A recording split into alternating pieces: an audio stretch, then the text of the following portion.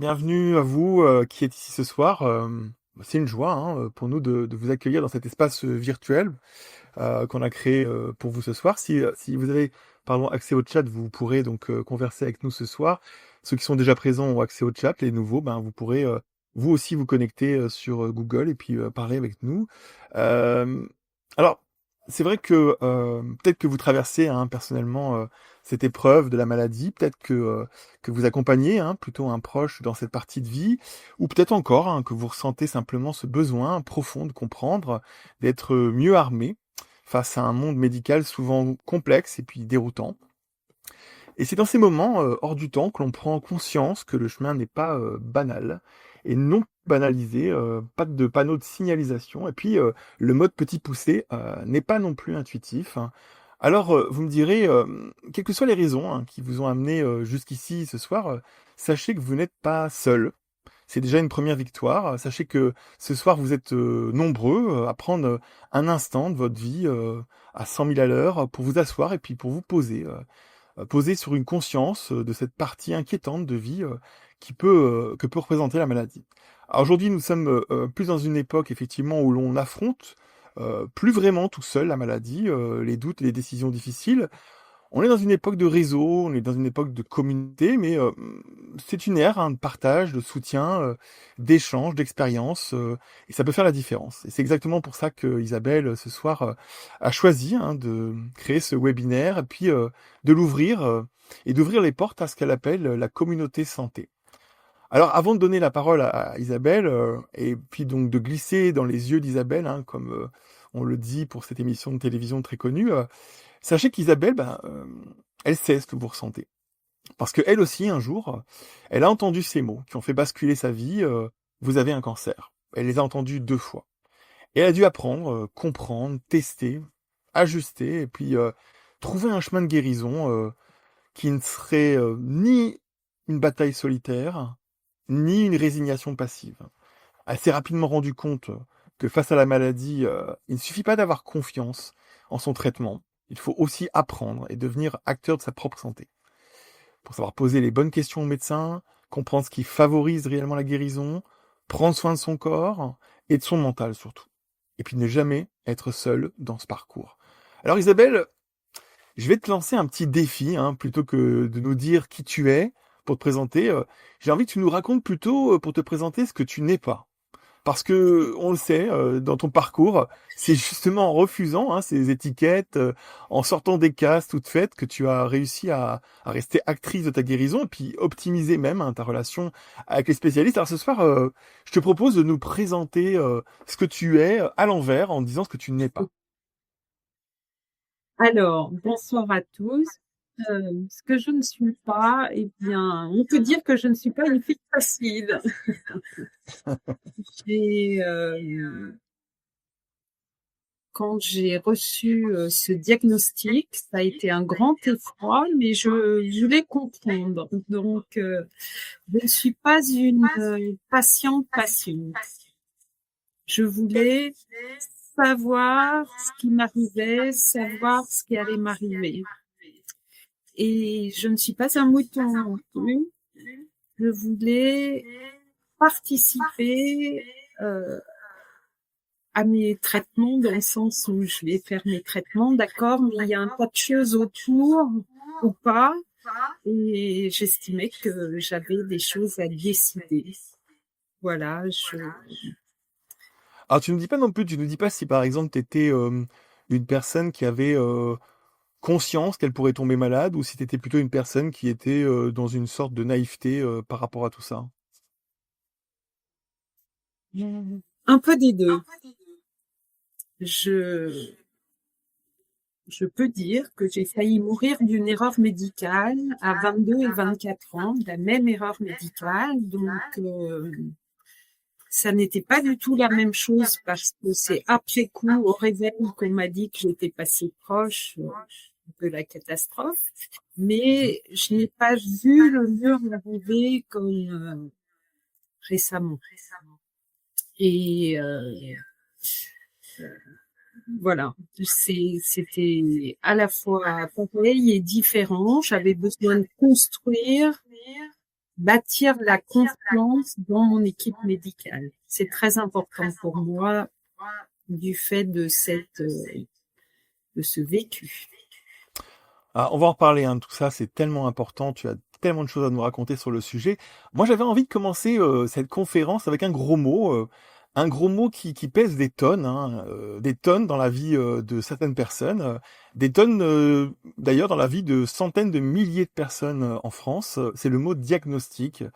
Et puis, Isabelle, ton aventure, elle commence quand? Elle commence quand on t'annonce dans un diagnostic quelque chose. Et alors, je voudrais que tu nous dises quelle a été ta toute première réaction face à cette annonce. J'ai j'ai été révoltée, j'ai eu un tas de réactions hyper négatives. Non, c'est pas vrai, ça n'est pas possible. La première fois, j'étais complètement, je faisais de la gym, je faisais 40 squats, je mal nulle part. C'était incompréhensible pour moi. Donc, j'étais dans le déni et, et c'est un long cheminement que d'accepter son diagnostic. Tu parlais la dernière fois, on en discutait hors antenne, tu me disais que on pouvait aussi parler de diagnostic, mais aussi on pouvait parler de manque d'information au moment du diagnostic. Qu'est-ce qui t'a frappé, toi, à ce moment-là, dans le diagnostic? Alors moi, ce qui m'a frappée la première fois, après on est plus expérimenté, mais c'est qu'en fait, un médecin nous envoie faire des examens parce qu'il a déjà une suspicion. Mais moi, mon médecin ne m'a pas parlé de cette suspicion. Et donc, je suis allée faire des examens et un jour, lors d'un examen, j'ai compris que c'était grave. Hmm. Mais je me suis pris ça en pleine face, toute seule. Et quand j'ai regardé le compte rendu dans la salle d'attente en sortant, ça n'était plus une suspicion. Mais on ne m'avait encore rien dit. Donc j'ai trouvé ça très violent. Et Oui, quand tu parles de rien dit, c'est-à-dire qu'en fait, on te laissait dans une sorte de quoi? De vide d'explication? il faut investiguer, on va Ah oui. vérifier. Hmm. Mais il n'y avait pas de préparation à la possibilité d'un diagnostic grave. Et j'ai trouvé que ça ne m'avait pas préparé. Alors certes, les malades sont pas tous les mêmes, mais j'ai senti une forme de rouleau compresseur du fait du nombre de malades que les médecins voient, du nombre de malades dans les centres des imageries médicales. Enfin, en région. Moi, je suis en région parisienne, donc on sent quand même le nombre et la cadence pour Alors, rester. je vois que Marco nous dit qu'il y a un peu d'écho. Alors, je voudrais savoir si, à part Marco, est-ce que vous entendez un écho? Est-ce qu'il y a un écho? Je sais qu'elle a un petit problème d'écho, Isabelle, là, depuis le début de la séance, du webinaire. Est-ce que vous entendez un écho? Est-ce qu'il y a quelque chose de gênant au niveau de l'écho, qu'on voit un peu ce qu'on peut peut-être résoudre en même temps qu'on va continuer à parler? Merci en tout cas, Marco, d'en parler.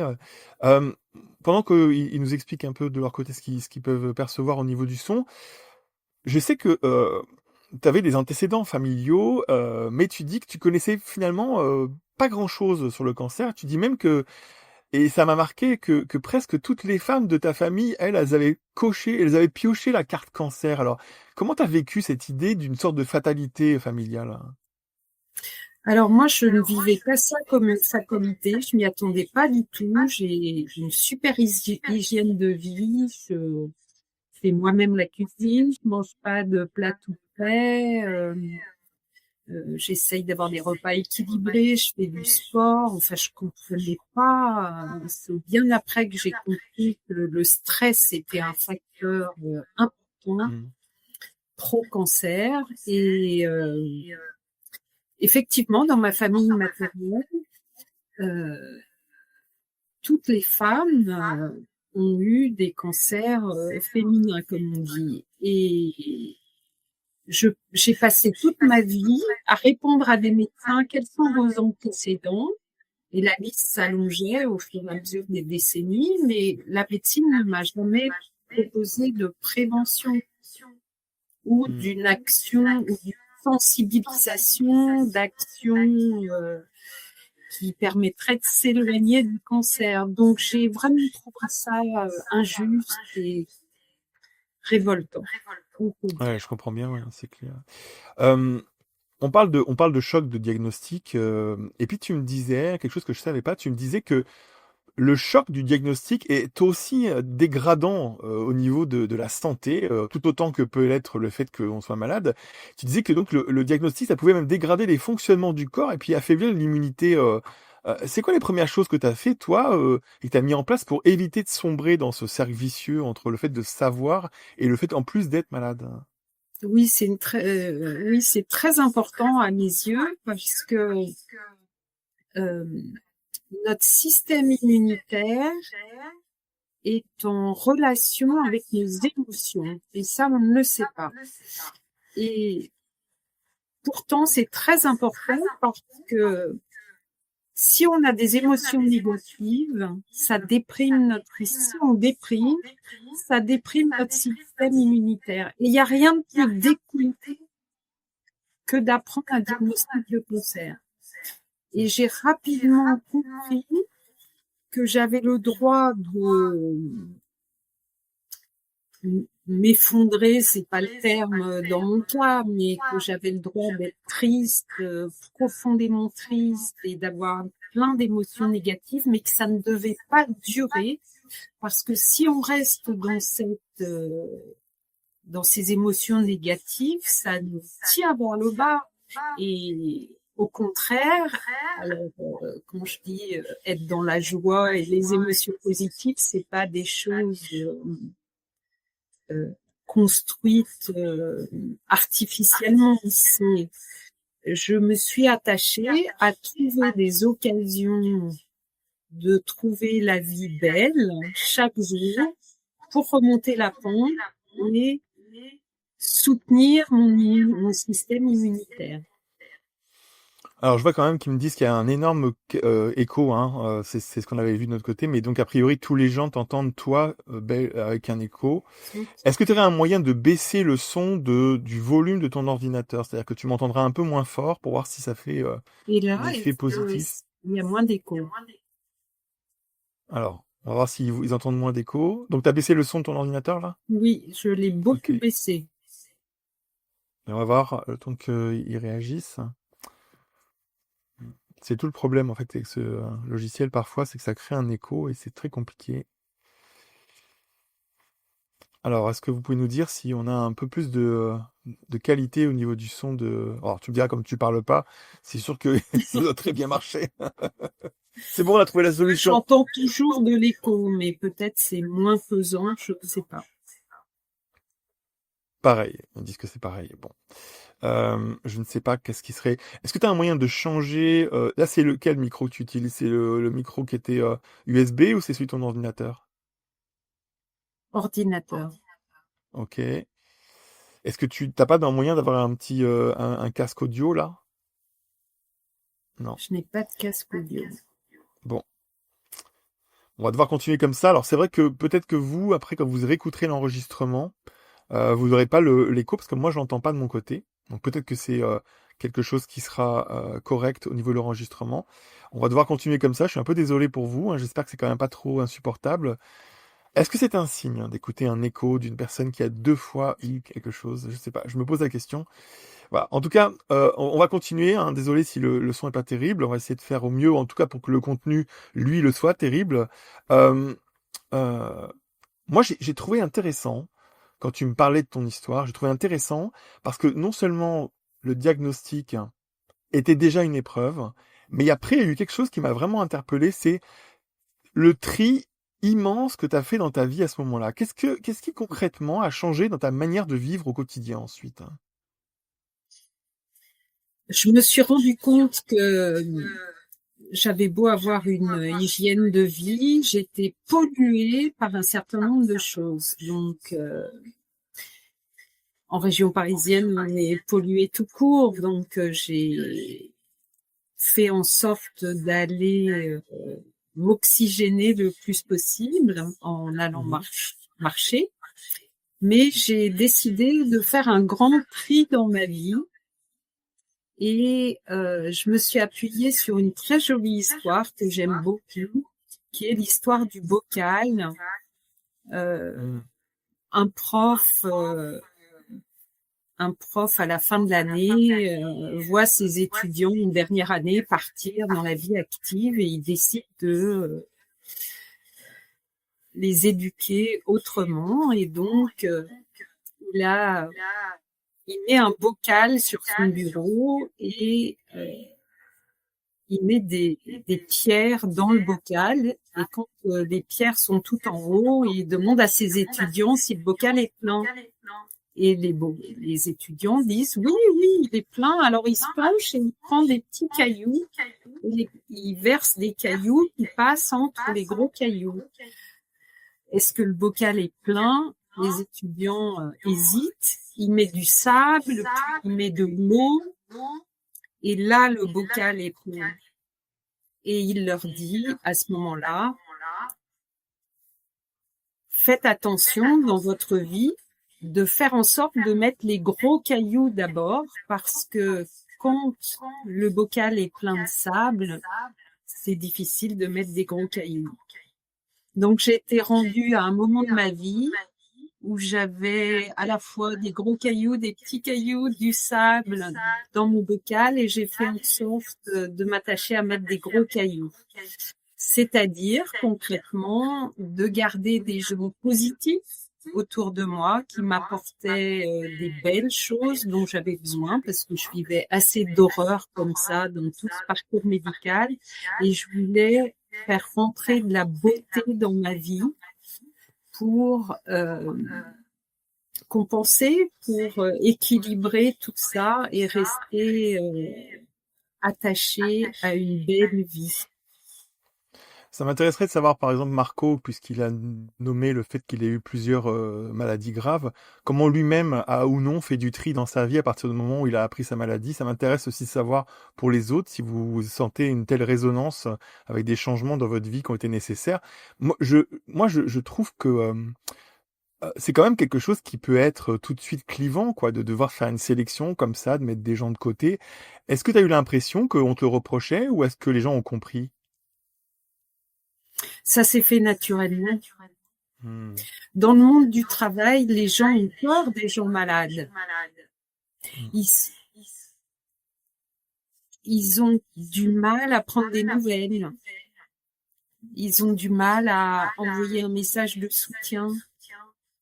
Et alors, dans le monde du travail, c'est compliqué parce que le monde professionnel est un monde de performance et quand on est malade, on est beaucoup moins performant. L'entourage amical et familial, ça peut être difficile aussi parce que les liens sont bien proches, ça peine les gens qui ne savent pas comment réagir par rapport à leur propre peine pour soutenir un proche malade. Ils sont gauches, ils ne savent pas, ils peuvent soit proposer de l'aide qui est plus ou moins ce dont le malade a besoin, parce que tous les malades ne se ressemblent pas, et tout ça est une histoire éminemment humaine. Hmm.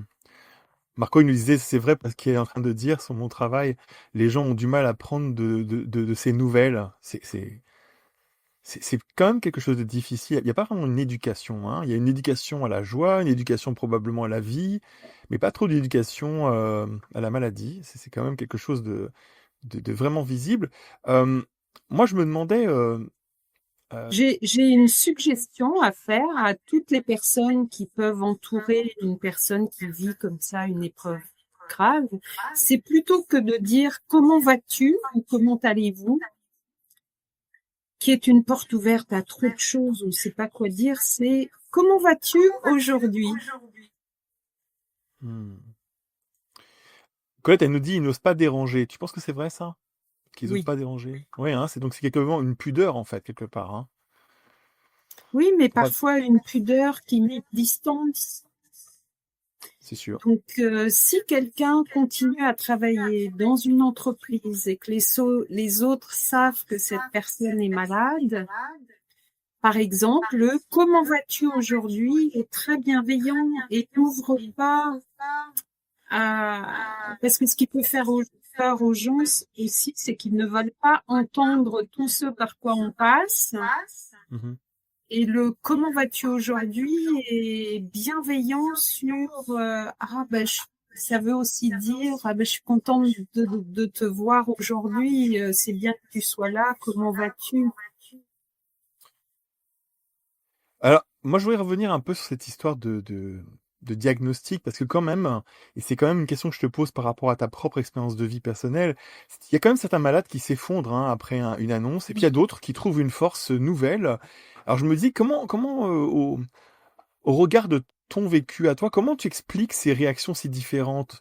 Toi, t'as une réaction de quoi quand t'as entendu ça? T'as une réaction de force? T'as une réaction de d'effondrement? T'as eu les deux? Alors moi, je me suis pas effondrée et j'ai mis plusieurs mois à pleurer sur mon sort, ce qui n'est pas mieux.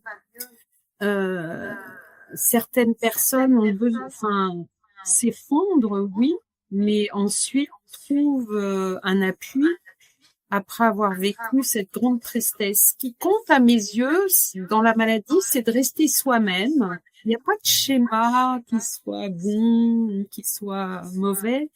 Ce qui est important, c'est de ne pas rester dans la sidération suite à l'annonce de ce diagnostic. La sidération, c'est un terme médical qui explique que la personne n'a aucune réaction apparente, parce que moi, j'étais un véritable volcan à l'intérieur, mais il n'y a rien qui sortait. Et en fait, c'est un réflexe archaïque quand les humains étaient des hommes des cavernes.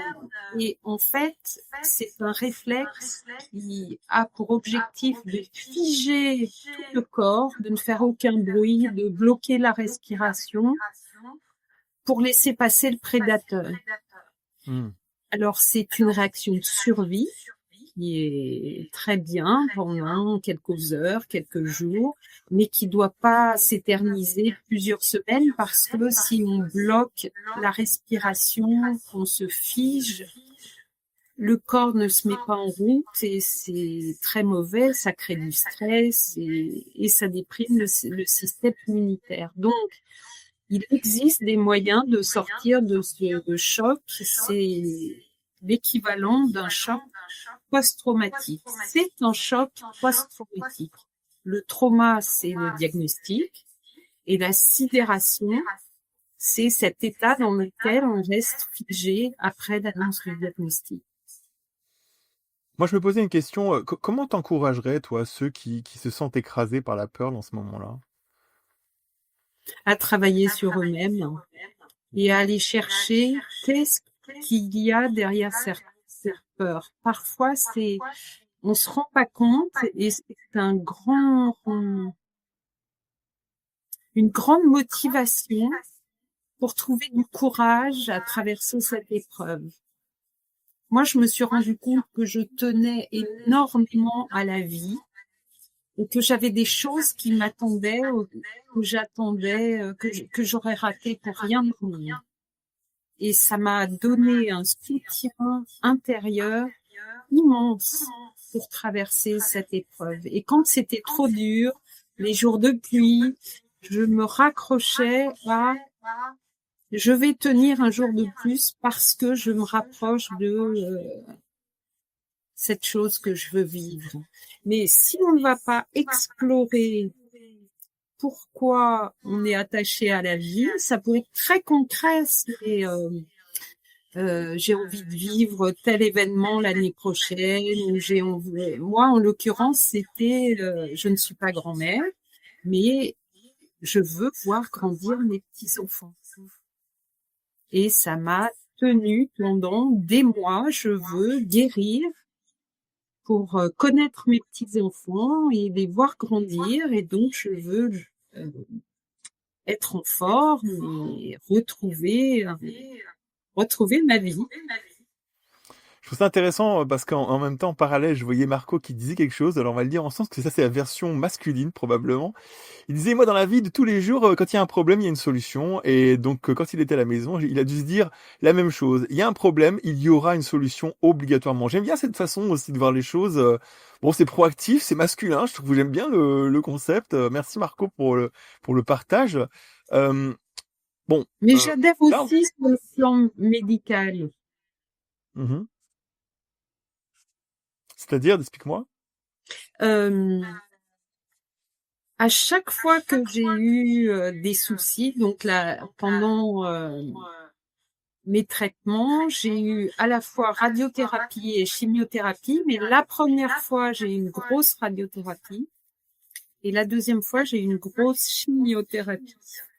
Mm. Et ça déclenche parfois un peu de désordre, mais j'étais convaincue que j'allais trouver une solution à ce que j'appelle les désordres, ou les effets secondaires, où parfois les médecins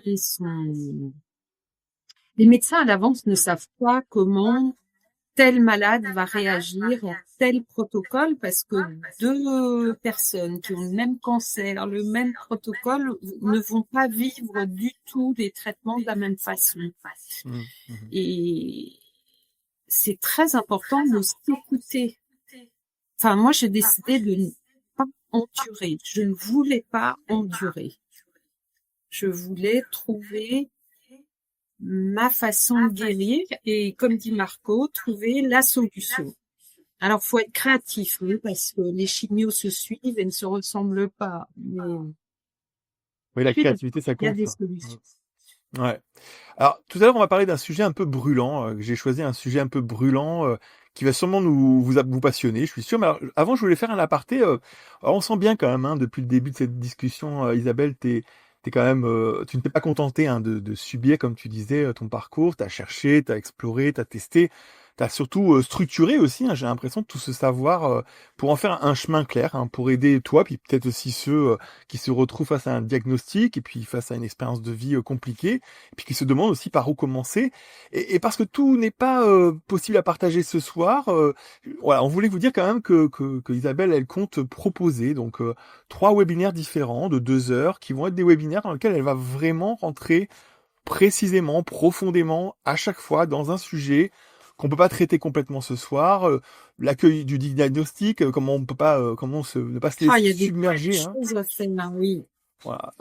Comment trouver son cap aussi dans le diagnostic. Puis on va parler dans une prochaine fois, on va parler de comment parler aux proches, comment trouver les bons mots, comment ne pas s'isoler, comment sélectionner aussi les gens qui vont être porteurs de positivité, puis ceux qui risquent de vous écrouler, quoi.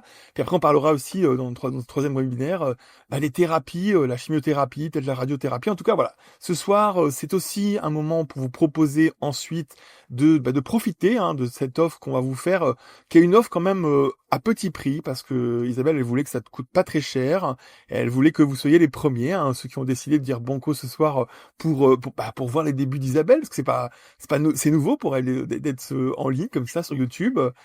D'où l'écho, parce que ce matin, elle aurait pu acheter un casque, elle a pas eu le temps d'acheter un casque, donc vous avez un peu de l'écho.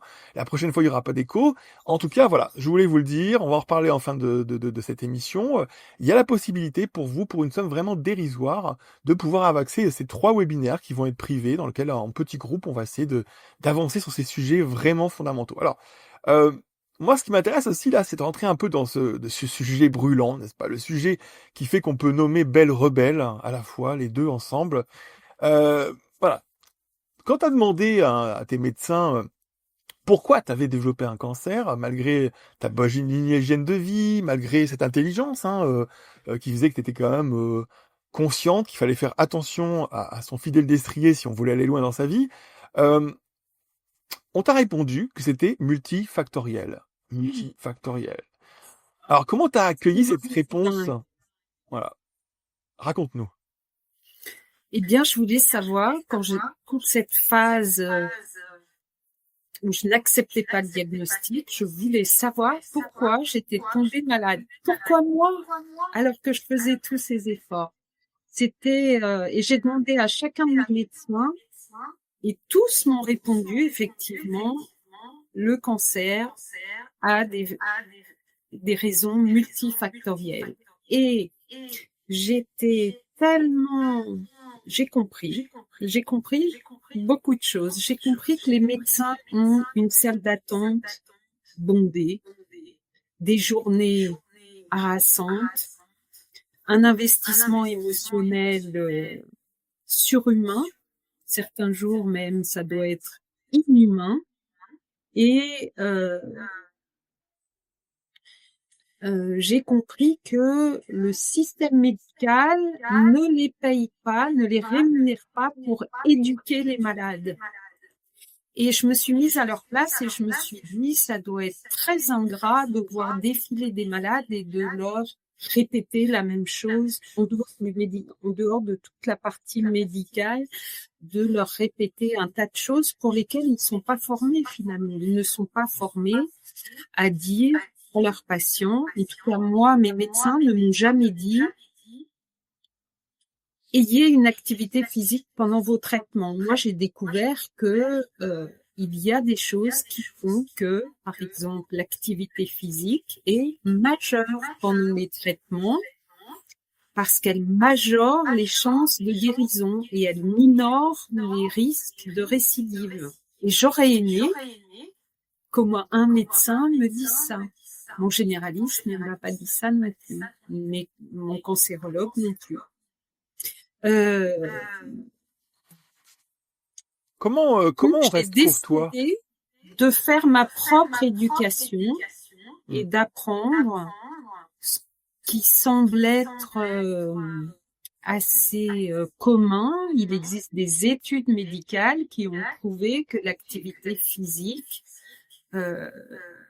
nous rapproche de la santé et nous éloigne du cancer, que ce soit avant, pendant ou après. C'est prouvé scientifiquement. Et il y a un tas de choses comme ça.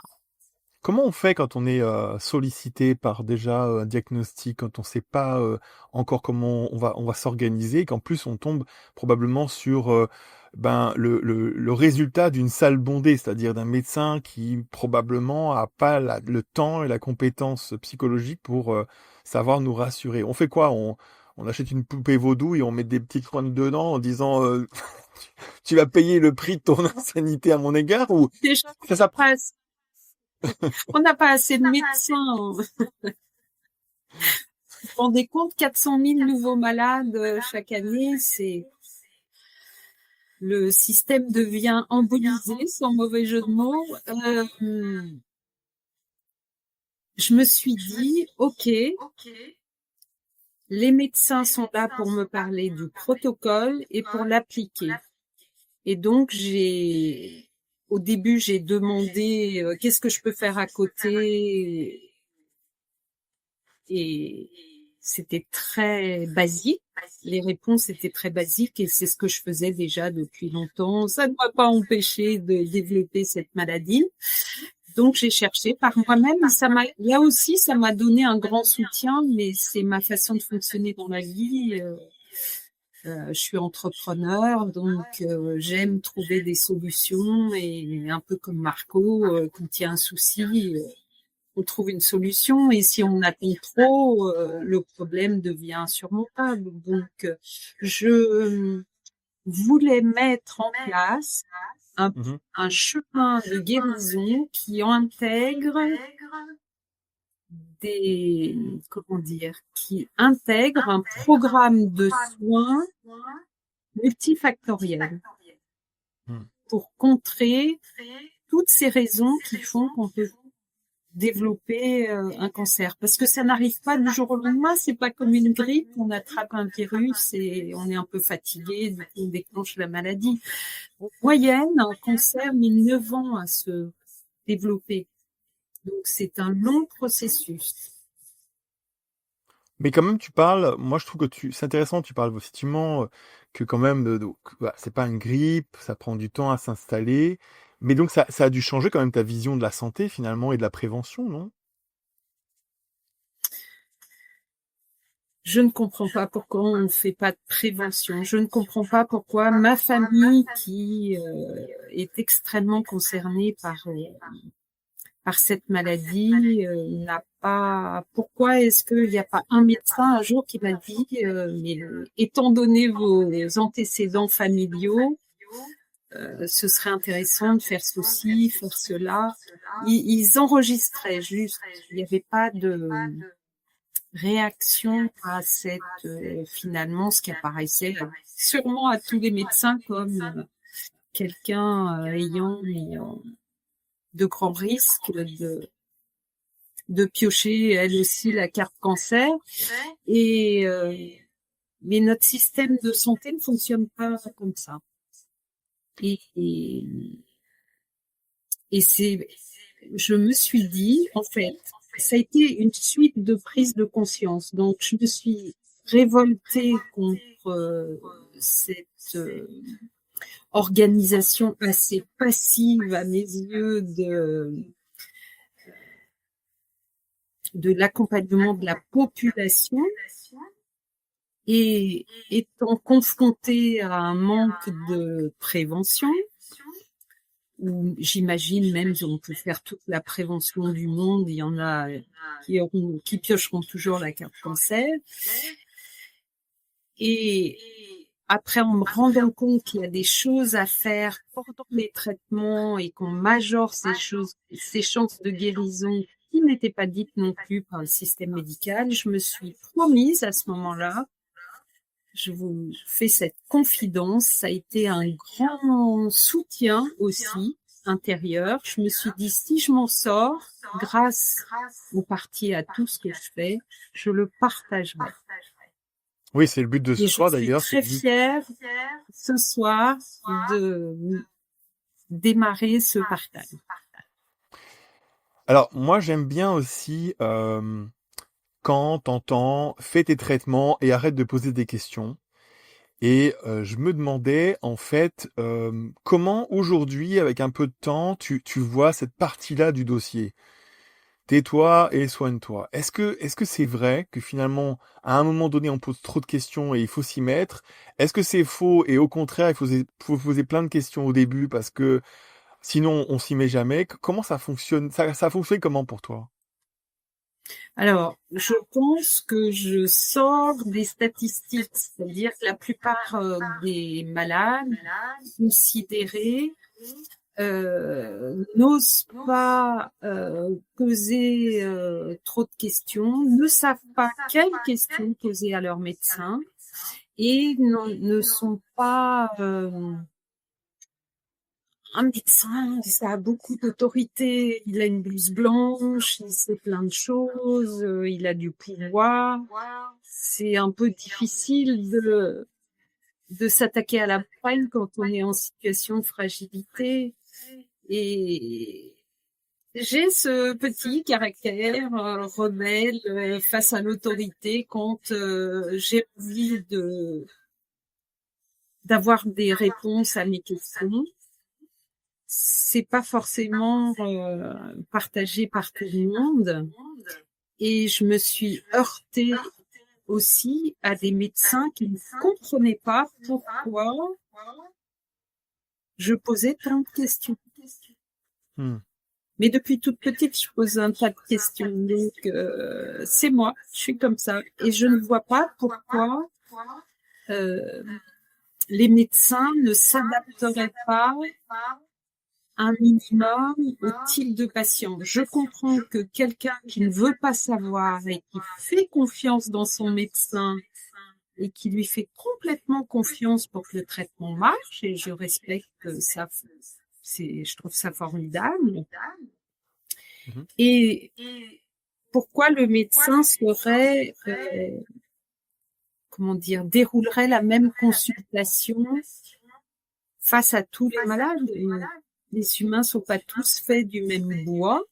Et moi, j'ai besoin de bâtir du fait de ce vécu un peu particulier. J'ai besoin de bâtir une confiance dans le médecin et donc de bâtir une relation thérapeutique. Et ça aussi, c'est prouvé médicalement, scientifiquement. Quand on a une bonne relation avec son médecin, on a plus de chances de guérir. C'est important à savoir, non? Oui, ça me semble même fondamental. C'est vrai que la relation. Alors tout à l'heure, Marco il disait, et c'est aussi un point de vue, il disait que perso, lui, il avait jamais posé de questions et il avait toujours fait ce qu'il y avait à faire les yeux fermés. C'est finalement une méthode aussi qui a fonctionné pour lui, puisque a priori ça a été après le résultat d'une Mais le a guérison. priori, il faut pas dire ça. Euh, j'ai besoin de rien savoir. C'est intéressant là. J'ai besoin de rien savoir. C'est étonnant hein, quand même d'avoir aussi un regard comme ça. Moi, je trouve ça assez bluffant, finalement. Ce serait pas ma façon de voir les choses, mais je reconnais que à un moment donné, peut-être qu'on peut tomber aussi dans les mains de gens qui savent et qui peuvent nous aider à guérir. Peut-être même si on rentre dans une idée plus étonnante, qui ont envie qu'on guérisse. Et ils vont avoir raison de nous. Tu penses qu'il y a eu des médecins que tu as rencontrés qui ont eu raison de toi?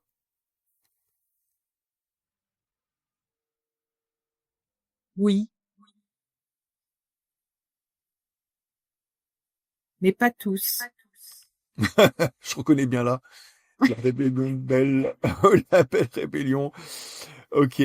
Toi, si tu regardais la personne que tu étais à l'époque du tout début, si tu la regardais en face de toi et si tu devais lui donner un conseil, tu lui dirais quoi à cette Isabelle de l'époque? Garde ton énergie pour toi. Hmm. Elle est tellement précieuse. Hmm. Des choses on pourra vraiment en parler plus profondément pendant les webinaires qu'on va faire sur ce sujet-là. On va aborder un sujet quand même qui est, moi, je trouve aussi important hein, quand même. C'est euh, quelque part, à un moment donné, on peut pas rester seul avec cette information. On peut pas rester seul devant ce grand changement, cette épreuve même. Alors comment, tu vois, je savais que Florent Pagny, il avait annoncé son cancer, il l'avait fait avec une grande sensibilité, comme il a l'habitude de faire, une simplicité, sans dramatisation, sans pathos, juste un petit message comme ça, en direct à son public. On m'a diagnostiqué un cancer, je vais devoir faire une pause pour me soigner. Euh, Toi, est-ce que tu te rappelles comment ça s'est passé pour toi? T'as préparé cette annonce? Ça a été, oui, parce que j'ai 3 enfants, donc ma dernière avait 13 ans à l'époque, donc elle était encore bien jeune, suffisamment grande pour comprendre, mais pas assez pour avoir du recul. Et j'ai attendu pour leur annoncer. Hmm. J'ai attendu de me sentir suffisamment forte pour leur expliquer posément ce qui m'arrivait et leur communiquer toute la confiance que j'avais dans mon chemin de guérison. Et a posteriori, c'est une des choses c'est un des plus grands conseils que je peux donner, parce que je me suis dit, mon Dieu, si j'avais annoncé ça à mes enfants, à mon entourage, au moment où j'étais la plus fragile, où je me posais énormément de questions, j'aurais communiqué du stress et je n'aurais pas reçu le même type de soutien. Là, j'ai attendu pour expliquer ce que j'allais faire, tous les soins que j'avais organisés autour de mes traitements pour pouvoir les supporter. Mhm. Et ça a impressionné mon entourage, ils me l'ont dit après, et ça les a, comment dire, ça les a mis dans une posture où à chaque fois qu'ils venaient me voir, ils mettaient un point d'honneur à garder pour eux leurs inquiétudes, leurs Mhm. doutes. Et ça m'a été très précieux parce que j'avais suffisamment de choses à gérer moi-même émotionnellement pour ne pas avoir à gérer les émotions des autres. Et c'est un conseil aussi, j'ai bâti toute une série de questions à poser, ne pas poser quand on est un proche et qu'on accompagne quelqu'un pour s'adapter à son tsunami émotionnel, parce qu'au début, c'est un tsunami, on est submergé d'émotions, on passe à la machine à laver, programme essorage. Ouais. Hello à Émilie, je vois qu'elle est arrivée, elle prend le train en marche. Au moment de l'essorage, est-ce que c'est un signe? Je sais pas, mais en tout cas, Émilie arrive à l'essorage. Euh, alors, c'est une question que je voulais te poser aussi, il y a quand même beaucoup de schémas, de tabous, d'images reçues autour du cancer. Quels sont ceux de ces tabous qui t'ont le plus pesé, toi?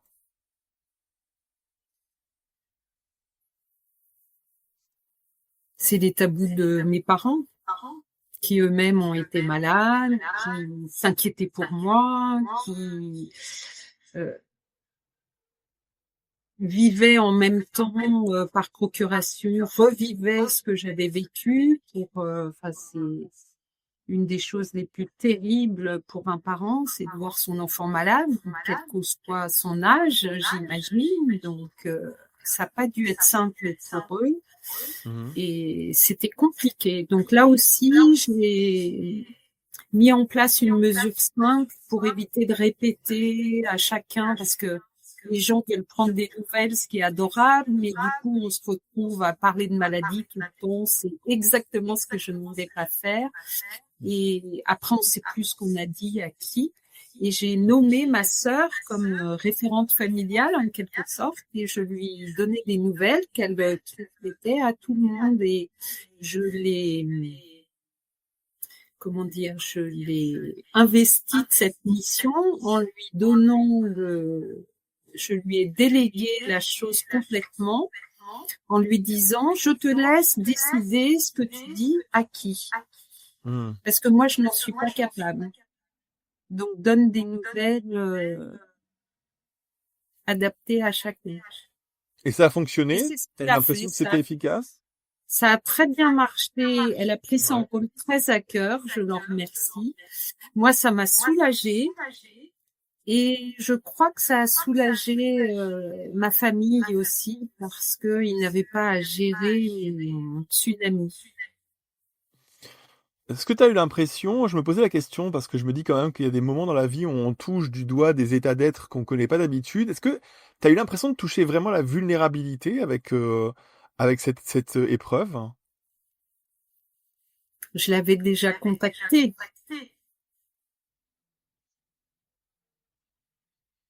Euh,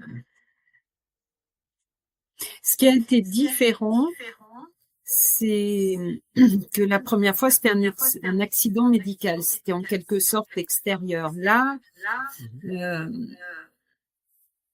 euh, j'avais à cœur de... C'est difficile de répondre à cette question. J'imagine. J'avais à cœur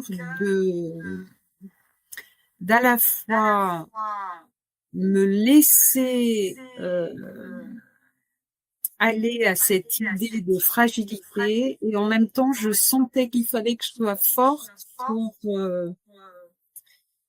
pour supporter tout ça et ne pas lâcher.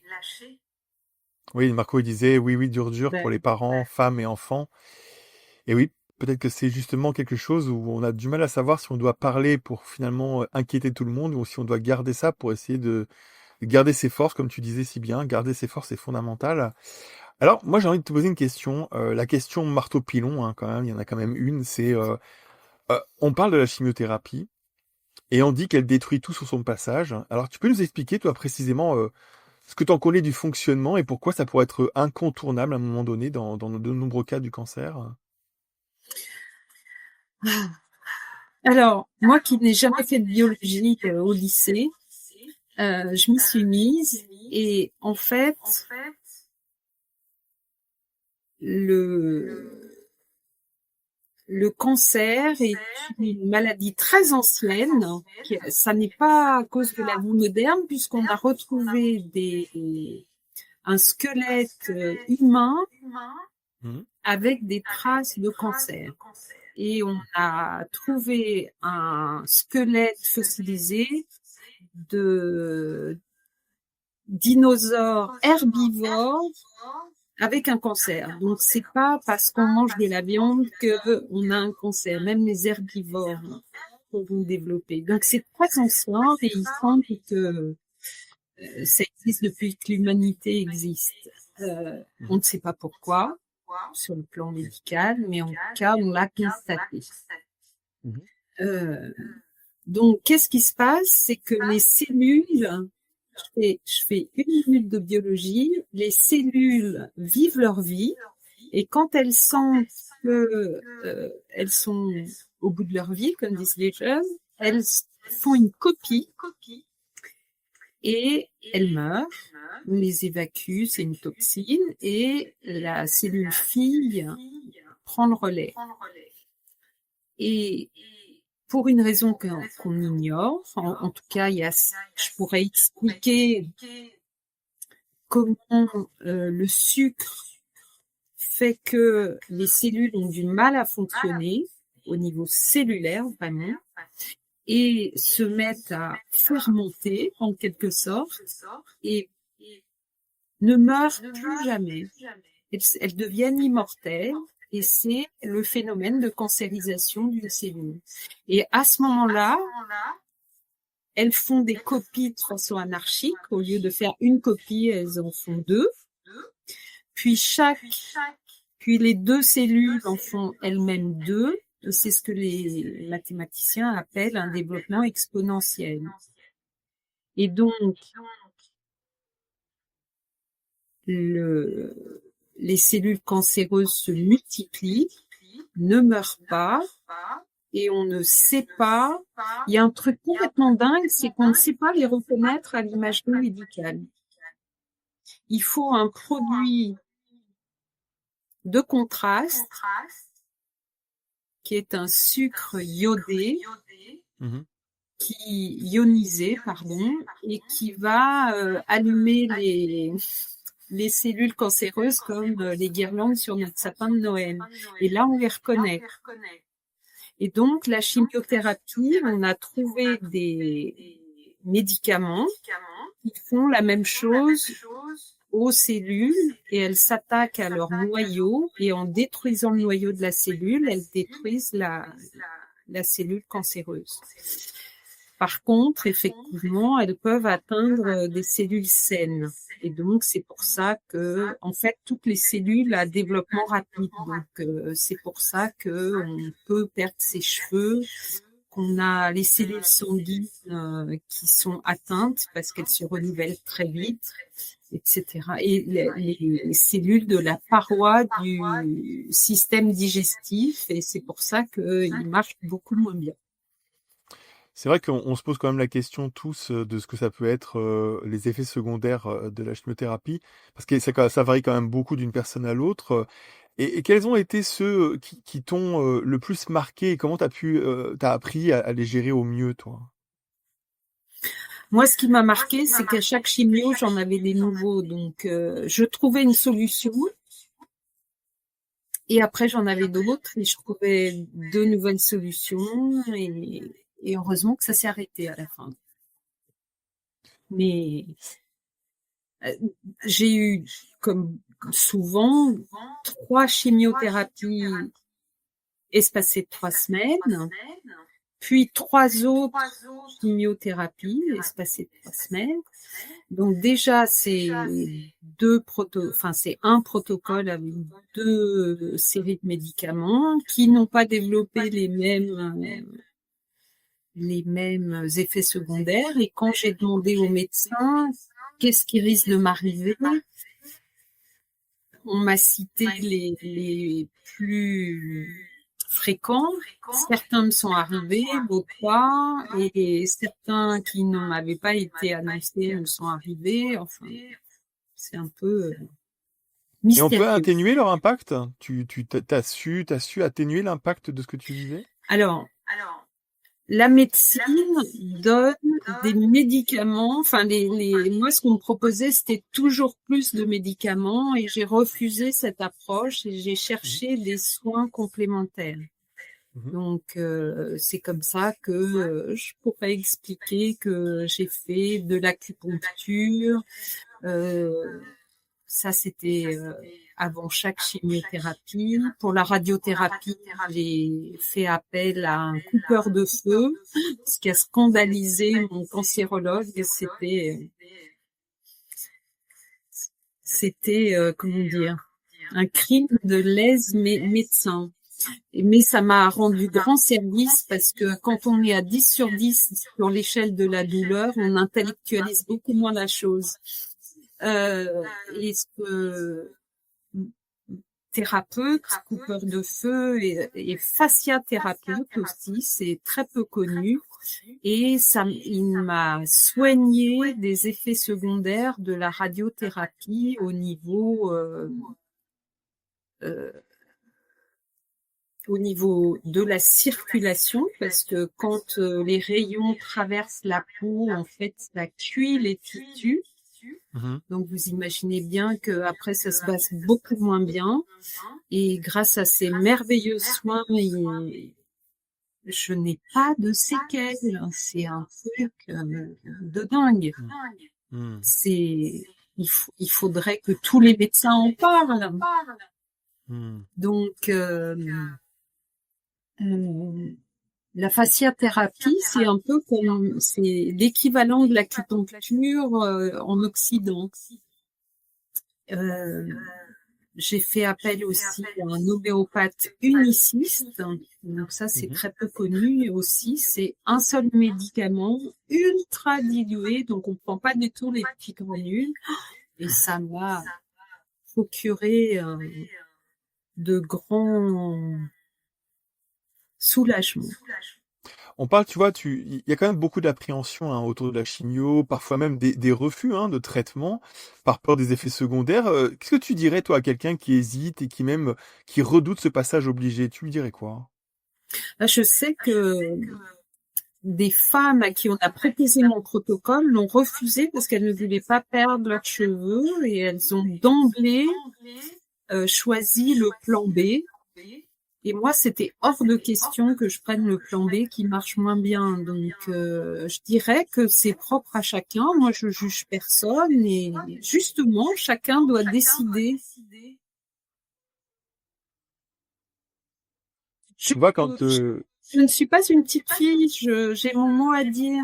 Donc, face à un médecin qui me dit, vous allez faire 6, moi, on m'a dit, vous allez faire vos traitements, vous allez arrêter de poser des questions, et si ça va pas, vous verrez un médecin. Bah, non. J'ai refusé cette façon de me soigner. J'ai voulu mettre en place un plan de bataille. il y a Émilie qui dit que sur Avignon, ils font de plus en plus appel à des coupeurs de feu pour la maladie du cancer et des hypnothérapeutes. Oui, c'est vrai qu'il y a quand même aujourd'hui des propositions hein, faites pour accompagner les moments difficiles hein, de traitement.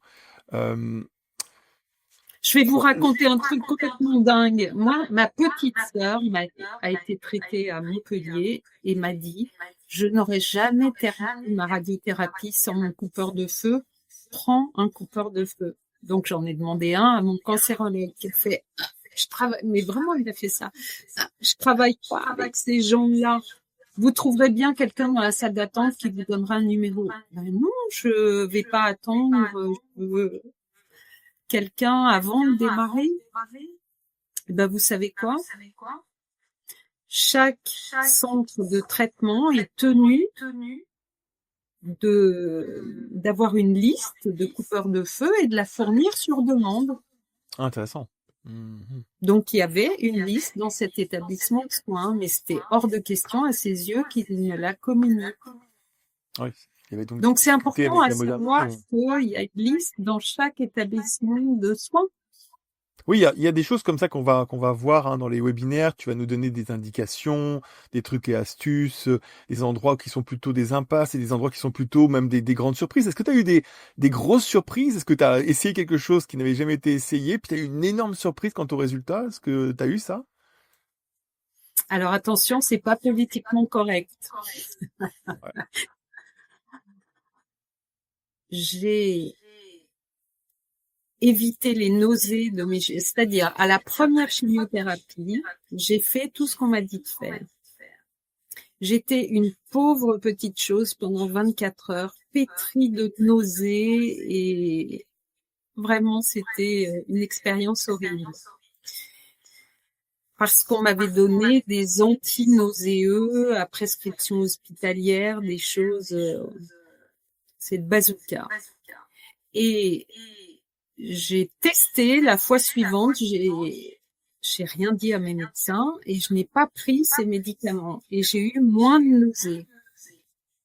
Et la troisième fois, quand je suis arrivée à l'hôpital de jour, j'ai dit, je ne veux pas des anti-nauséeux dans la chimiothérapie parce qu'en fait, ils mettent plusieurs poches et la première, c'était un anti-nauséeux. Et la médecin de l'hôpital de jour, la chimiothérapeute de l'hôpital de jour, au début, me regardait avec des yeux grands comme des roues de bicyclette et puis après, elle se marrait. Donc, elle m'a dit, bah non, c'est pas possible. Je dis, si, vous les enlevez. Bon, on a négocié, on s'est mis d'accord sur la moitié. Eh ben, je n'ai pas eu de nausée.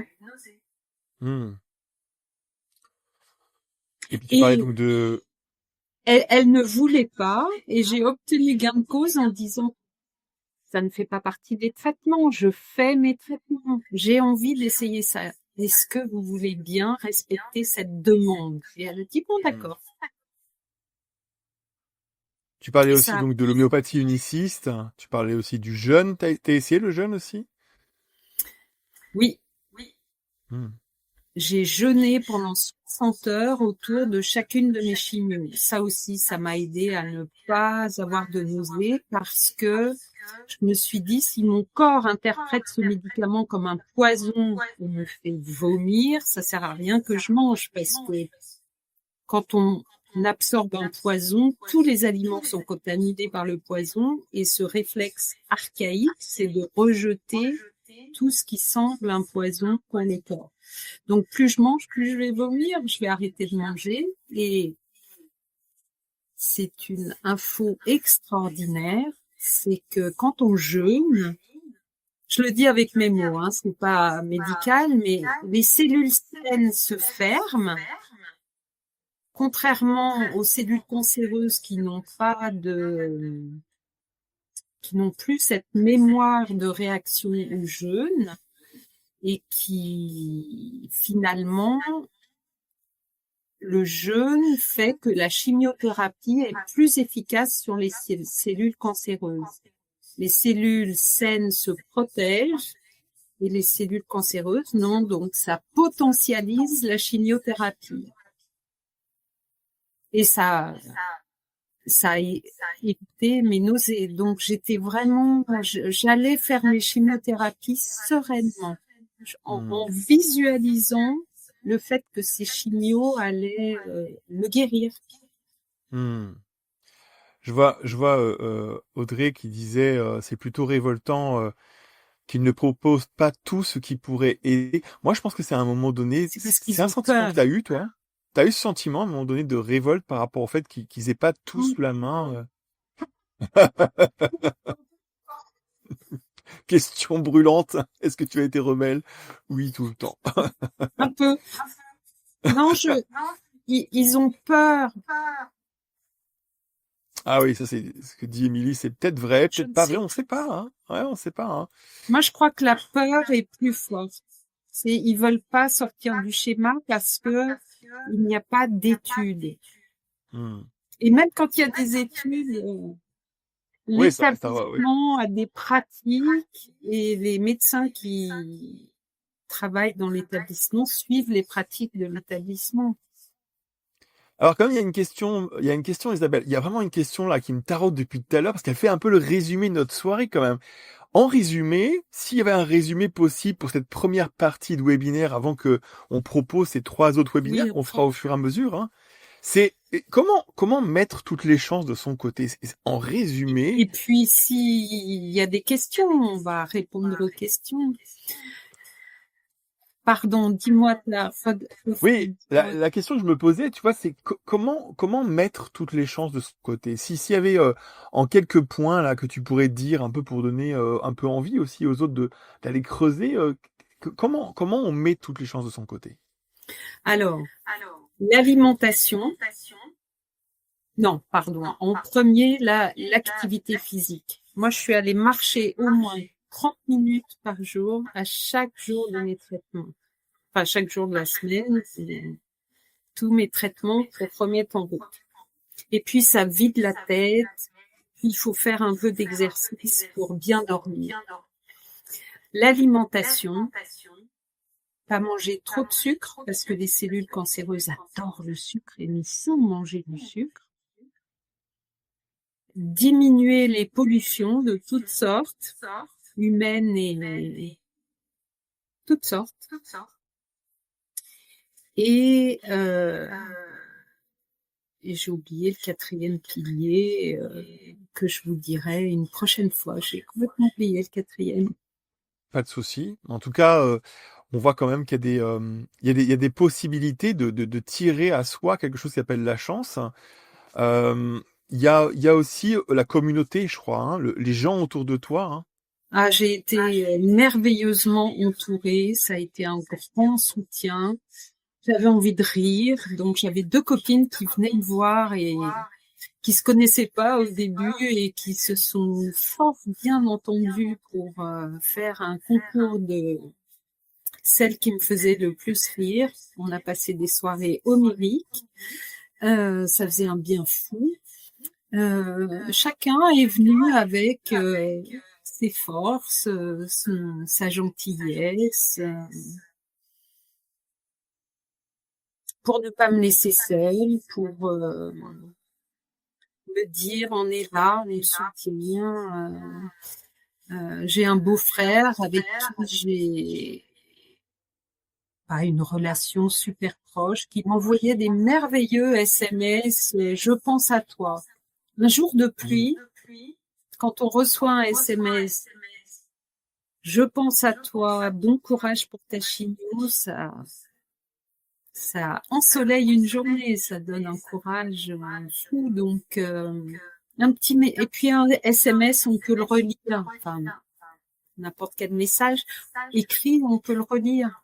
C'est moins fatigant qu'un coup de téléphone qui tombe pas forcément au bon moment. Bien sûr. Alors, moi, je propose à ceux qui sont toujours en ligne, alors qu'il est 20h15, de nous poser des questions, si des questions vous viennent à l'esprit en rapport avec ces sujets, hein, ou d'autres sujets sur la même thématique, pendant que vous compulsez intérieurement quelles questions vous avez envie de poser à Isabelle. Toi, dans l'après, quand les choses se sont enfin améliorées, il y a un parcours d'après, il y a eu un parcours d'avant, mais est-ce qu'il y a un parcours d'après? Ça a été un grand effroi après ma radiothérapie. Les traitements s'arrêtent et je crois qu'on va me prescrire des examens pour voir si ça a marché. Ben non, pas du tout. Rentrez chez vous, il y a d'autres malades à s'occuper, on verra plus tard, parce que la radiothérapie, elle a des effets pendant des semaines encore. Donc, on a attendu 3 mois après la fin des traitements pour faire les premiers examens d'imagerie médicale pour voir si ça avait marché. Donc là aussi, il faut continuer à appliquer son hygiène de vie, à faire son activité, ses soins, son activité physique et conserver le moral, ne pas laisser le petit vélo reprendre le dessus. Et tout ce qu'on a mis en place avant et pendant les traitements est très précieux. Alors, pour l'instant, je vois pas de questions. Je voulais donc vous redire ce que j'avais envie de vous dire tout à l'heure, c'était que effectivement, c'est pas tout de savoir qu'on est malade, c'est pas tout de savoir a priori comment peut-être font les autres ou ont fait les autres dans cette circonstance. Il y a quelque chose qui s'appelle l'accompagnement. Et puis, il y a des webinaires, il y a des possibilités aujourd'hui, et ça c'est vraiment une révolution, même depuis le Covid, hein, de pouvoir aller sur Internet ou de pouvoir aller se mettre en ligne retrouver une communauté de santé, une communauté qui a envie d'apprendre ou de guérir ou de s'informer, et puis de profiter de l'expérience acquise. Donc là, dans ton cas, toi, Isabelle, c'est ton expérience. C'est pas une expérience que médicale, c'est une expérience spirituelle, une expérience humaine, une expérience émotionnelle, et puis, etc., etc. Alors voilà, nous, on propose, surtout Isabelle propose ces 3 webinaires hein, à un tarif microscopique, puisque payer 47 € pour 6 heures de webinaire, c'est un peu comme et éviter de manger quelques pizzas pendant plusieurs jours et puis passer à des choses plus positives. Alors moi, je vais vous mettre le lien dans le voilà dans le chat pour ceux qui ont envie d'aller voir déjà pour comprendre ce qu'on propose, parce que quelque part, moi je trouve c'est très important à un moment donné de se donner des chances. Et Isabelle est une chance. Moi, j'ai l'impression que t'es une chance. Voilà, tu matérialises un peu cette chance ce soir, pas celle de tout savoir, mais celle d'être un peu la grande sœur là, qui accompagne, qui dit ben pourquoi pas commencer par d'abord un webinaire qui parle de ce diagnostic et puis aller creuser, chercher comment vous pouvez contacter à l'intérieur avec elle toutes les forces en présence là. Toute cette humanité vécue, toutes ces petites aventures, tips les petites choses, les petites astuces qui font que Les soins, les thérapeutes qui sont là pour aider les patients. c'est ça, toutes ces forces en présence là que propose quelqu'un qui a déjà vécu ça. Et puis il y a un webinaire après sur comment on parle aux proches, comment on officialise ou pas. Et puis le troisième hein, qui va probablement être sur la chimio ou la radio. Qu'est-ce que tu pourrais en dire toi de ces webinaires de ton côté, Isabelle? Je vais y mettre tout mon cœur pour partager ce que j'ai découvert, ce qui a marché pour moi, que ne connaissent pas forcément les patients, moi je suis un peu une tête chercheuse, donc j'ai trouvé des solutions qui marchent et ça me révolte qu'on n'en parle pas plus. Ça me révolte de voir des gens qui souffrent, qui endurent quand il y a des solutions. Il y a un tas de choses à faire. Alors, je dis pas qu'il faut tout faire, mais dans cet éventail de solutions, je suis sûre que beaucoup de gens vont trouver quelque chose qui les aide à aller mieux. Au début, à aller moins mal, puis à aller mieux. Et ne serait-ce que d'avoir le courage, chaque jour, d'aller faire ses traitements avec un état d'esprit positif en pensant que c'est un jour de plus qui nous rapproche de la guérison. Et ça fait beaucoup parce que les médecins disent toujours dans cette maladie, le moral c'est important. Qu'est-ce qu'ils font? Ils disent à quelqu'un qui a pas de moral et qui s'estime foutu, c'est important d'avoir le moral. Ah bon, ça marche? Alors qu'il y a des solutions, il y a des solutions pour, comme je disais tout à l'heure, soigner le choc post-traumatique, parce que en fait, c'est quoi une maladie? C'est à la fois un événement traumatique qui fait écho à d'autres événements traumatiques de notre vie et qui nous font tomber du côté où on penchait déjà, si je puis dire. Mais c'est aussi l'occasion, parce qu'une maladie grave, ça veut dire un arrêt de travail, c'est aussi l'occasion de s'arrêter sur sa vie, sur les gros cailloux, les petits cailloux, le sable, l'eau. Et je trouve que faire ce tri sur ce qui nous abaisse. Et je n'ai pas osé en parler, mais ce qui a été un grand soutien pour moi, c'est une communauté de prière, un groupe qui m'a beaucoup soutenue spirituellement. Et j'ai même trouvé une étude qui montre que les gens qui ont la foi guérissent mieux que ceux qui ne l'ont pas. Alors, on décrète pas du jour au lendemain parce qu'on est malade, qu'on va croire en Dieu. C'est pas ce que je veux dire, mais on peut croire en quelque chose de plus grand que nous. de croire que la maladie est une occasion de mieux se connaître, de faire le point sur des choses peut-être qui sont importantes pour nous et qu'on a laissées de côté et qu'on va remettre au centre de notre vie parce que on reconnaît le bonheur au bruit qu'il fait en claquant la porte. Mmh. Ça, c'est une petite citation qui vaut son pesant d'or. Je regardais ce que Émilie disait. Elle posait une question pour une personne malade. Quelle est son attente par rapport à l'attitude de leurs proches? C'est-à-dire, doivent-ils parler de la maladie ou doivent-ils parler de tout sauf ça? On en a un petit peu parlé, mais qu'est-ce que tu en dirais, toi, à l'heure actuelle, là, à 20h23? C'est une bonne question. Si je suis malade, par exemple, je me mets dans la position de la personne qui a été malade.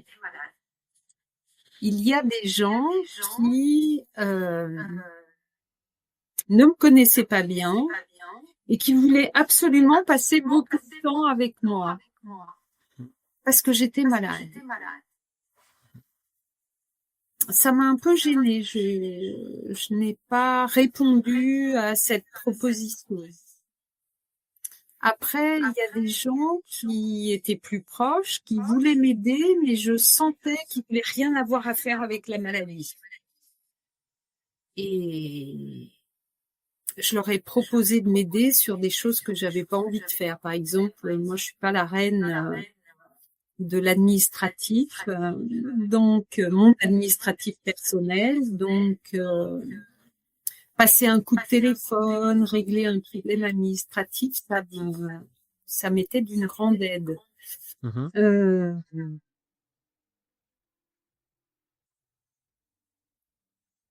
Ensuite, il y a les moments de partage. Donc, je vous ai parlé de cette copine qui me faisait hurler de rire. Moi, j'en avais besoin. Donc, c'était facile à faire pour elle. C'était au naturel, rigolote avec moi et tout se passait bien. Donc, il n'y a pas forcément un effort à faire. C'est, de mon point de vue, avoir un certain nombre de personnes sur lesquelles on peut s'appuyer pour ce qui est important pour nous, et ça va être différent d'une personne à l'autre. Quelqu'un va, par exemple, je pense qu'il n'est pas bon pour un patient qu'un proche écoute ses problèmes psychologiques, de ressasser la maladie, et c'est peut-être l'occasion de lui dire si tu pourrais aller parler de cet effroi à un professionnel qui t'apportera les clés, qui est formé pour t'aider à passer cette étape. Mmh. Donc j'ai un tas de bonnes pratiques vécues à partager avec vous. Ouais, ça c'est tellement important d'avoir de la bonne pratique. C'est aussi ça qui fait que par exemple on peut parler de d'avoir tenté, essayé, corrigé, réessayé parce que Oui, c'est ça la bonne pratique. C'est pas celle qui tombe tout cru dans la main. On se dit ça y est c'est bon j'ai trouvé. C'est celle qui a été éprouvée parce que des fois elle marche pas. Des fois, ce qui marche pour l'un ne marche pas pour l'autre.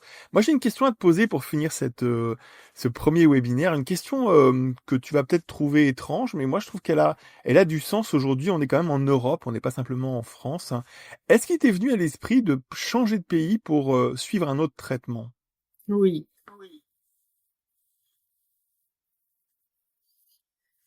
Oui. Il existe des choses en dehors du pays de Descartes. Hmm. Il existe des traitements qui marchent et qui ne sont pas dispensés en France. Ça, on en parlera dans les webinaires qui vont suivre. Je pense que ça fait partie aussi de ton expérience riche, c'est-à-dire aller chercher en Europe s'il n'y a pas des médecines, tout en étant médecine allopathique, médecine dite traditionnelle et pas médecine parallèle, qui Je essayent parle pas d'autres de choses. chamanisme, je parle Ah de oui, médecine. j'entends bien. J'entends bien. Je pense que c'est important aussi de se rendre compte qu'on est en Europe et on n'a pas tous la même culture, même médicale. Je crois que t'es allé en Allemagne, il me semble que tu as fait des choses en Allemagne, tu es allé voir l'Allemagne et ce qu'ils faisaient. avec la température du corps. J'ai trouvé ça assez intéressant d'ailleurs. On en parlera. Voilà, c'est un petit Les soins peu qui comme ça sont qu'on... remboursés par la sécurité sociale allemande. Oui. En plus, voilà, c'est ça. Voilà, on va pas non plus tout dire ce soir parce qu'il est déjà l'heure pour certaines personnes d'aller manger. Merci en tout cas d'être venu, merci d'avoir Merci à tenu vous. tout ce temps. Merci Isabelle d'avoir essayé le mode webinaire Oui. pour parler de ton vécu. Merci à ceux qui ont bien voulu participer. Et puis ce que je vous propose, voilà, vous avez ce lien que je vous mets là. On va vous envoyer un petit mail pour que vous puissiez revoir le replay si ça vous intéresse. Et puis voilà, il y a cette proposition, une proposition qui est vraiment pas chère, qui va durer un petit moment, pas trop longtemps non plus, et qui vous propose comme ça de suivre 3 webinaires de 2 heures avec Isabelle pour aller plus profond, pour trouver l'essence de son expérience, avec ses moments difficiles, avec ses prises de conscience, avec ses leçons, avec ses petites découvertes. Elle a du répondant, Isabelle. Elle a depuis des années du répondant. Moi, je vous le dis, pour moi qui la connais depuis longtemps. Et je pense que ça vaut la peine. Alors voilà, allez visiter cette page, allez voir ce qui est proposé, revisiter un petit peu le webinaire. On va vous envoyer les petits moments les plus cruciaux hein, de cette expérience. Et puis on se reparle. Merci Isabelle d'avoir été là. Luc, j'ai une demande. Mm. C'est est-ce que je peux demander à un téléspectateur, je ne sais pas comment les appeler, s'ils peuvent nous faire un retour sur ce qu'ils ont pensé est-ce que ça leur a apporté des choses, quelle que soit leur situation, et s'ils ont des questions, des attentes. Je sais que tout le monde n'a pas pu se connecter au chat, donc est-ce qu'ils ont des questions auxquelles on n'aurait pas répondu? Je serais vraiment intéressée par vos retours. Merci d'avance. Voilà. En tout cas, les retours en général, moi je trouve ce qui est intéressant dans les retours, c'est qu'ils prennent un peu le temps de revenir par mail. On fera peut-être un petit sondage hein, pour savoir ce que les gens ont trouvé d'intéressant ou ce qu'ils aimeraient y voir. Merci, nous dit Audrey, pour ce joli moment sincère. Oui, c'est sincère. C'est le mot du soir, sincère. Eh ben, on va vous dire bonne soirée, en toute sincérité. Bonne soirée à vous tous. Bonne soirée, Isabelle. Et puis, ben, on se reparle bientôt. Et puis, pour ce soir, je vais appuyer sur le bouton terminer et on va passer à la suite de la soirée. Merci à tous. Merci Isabelle. Merci Merci. à vous tous. Bonne Et on se soirée. reparle bientôt. Bonne soirée. Au revoir.